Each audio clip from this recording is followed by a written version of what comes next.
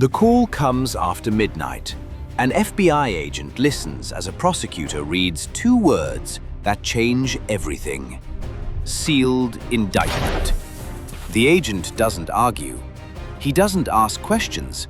He just absorbs it, like he already knows what he's going to do next.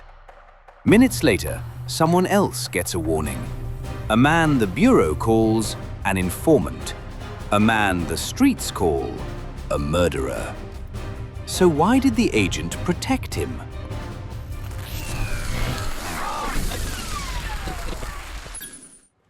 In Boston, through the 1970s and 80s, a hidden war is being fought.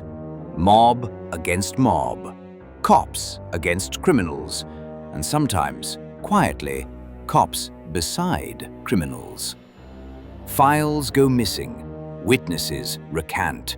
Rivals get arrested at the perfect moment. Bodies surface in places nobody checks. For years, people in the city will argue about the same question. Was this the Bureau's greatest strategy or its greatest failure? At the center is a partnership that should never exist. This is the story of the FBI agent who protected the wrong person.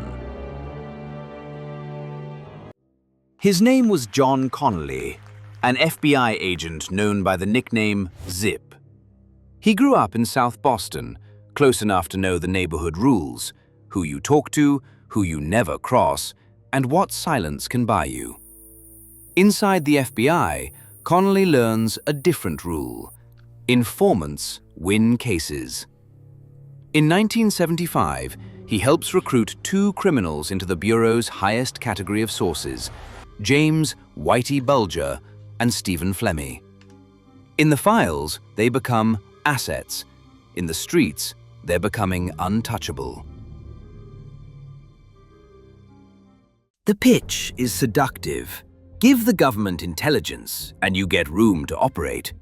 Top echelon informants are treated differently. Their files are tighter. Their meetings are quieter. Their value is spoken about in superlatives. The FBI calls it strategy. Use insiders to dismantle a criminal organization from within. And sometimes it works.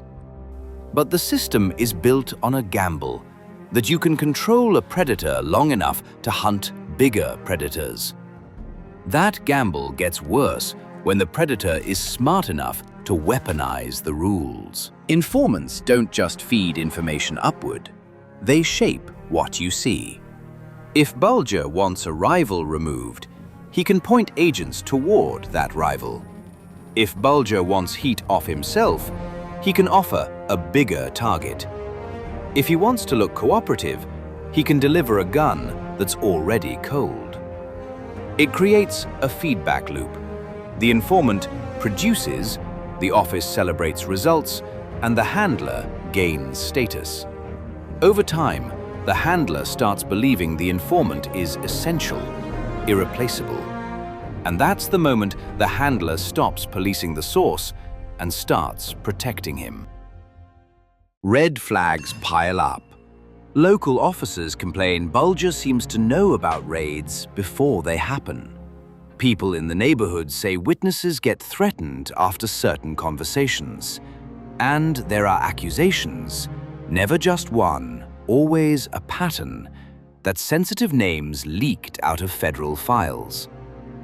Years later, prosecutors point to moments that look like proof, including the allegation that Connolly warned Bulger when the FBI suspected a man named Richard Castucci was cooperating. It's a small detail with a huge implication, because the moment a criminal learns who's talking, the whole system turns lethal. In 1990, Connolly leaves the FBI. That should end the story. It doesn't. Because the relationship doesn't require a badge, it requires access, trust, and history. Bulger and Flemmi remain protected by momentum, by old assumptions, old paperwork, and a culture that prizes results. Inside the Bureau, a quiet fear spreads. If Bulger falls, what does it say about everyone who approved the arrangement?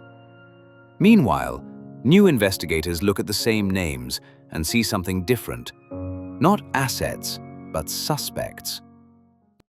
By the mid-1990s, a major racketeering case is forming. Indictments are drafted. Teams coordinate arrests. It's finally time to put Bulger in handcuffs. Then, on the eve of the crackdown, Bulger disappears. No shootout, no chase, just absence. The timing is too perfect to be luck. And when investigators look back, they see a pattern of near misses and perfect timing that suddenly feels coordinated.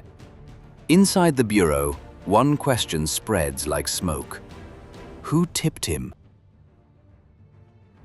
Investigators argue the answer is the unthinkable.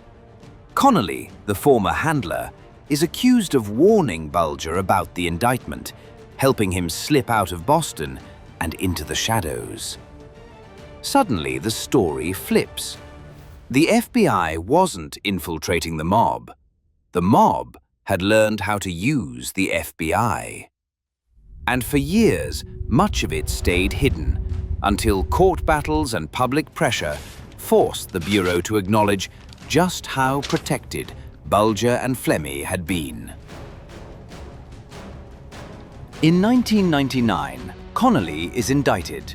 In 2002, a jury convicts him of racketeering and obstruction of justice, charges tied to Bulger and Flemmi, and to the warning that let Bulger run. Connolly insists he's a scapegoat, punished for an informant strategy the Bureau encouraged. Prosecutors say the pattern is clear. The handler became the protector, and the protector became the accomplice. It's a rare moment when the spotlight swings away from the gangster and onto the badge. Then comes another twist. Years later, Connolly faces a second prosecution over claims that leaked information helped set up the 1982 killing of businessman John Callahan. In 2008, a jury in Florida convicts him of second-degree murder.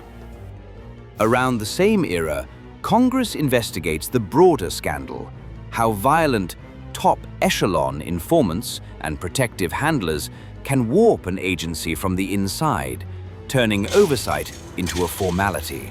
Bulger stays a ghost for 16 years, until 2011, when agents arrest him in California after a public tip and a renewed media push. He's convicted in 2013. He's killed in prison in 2018, attacked after a transfer. Connolly is later released on medical parole. It's tempting to call this an exception, a bad apple, a bizarre scandal. But the mechanics are ordinary. Pressure to produce, secrecy around sources, and a reward system that elevates handlers who deliver. Once that machine is running, in plain sight, even decent people can start making decisions they'd never defend in daylight. And the warning remains. When results matter more than rules, asset becomes an excuse. And the person you're protecting is the person you should have stopped.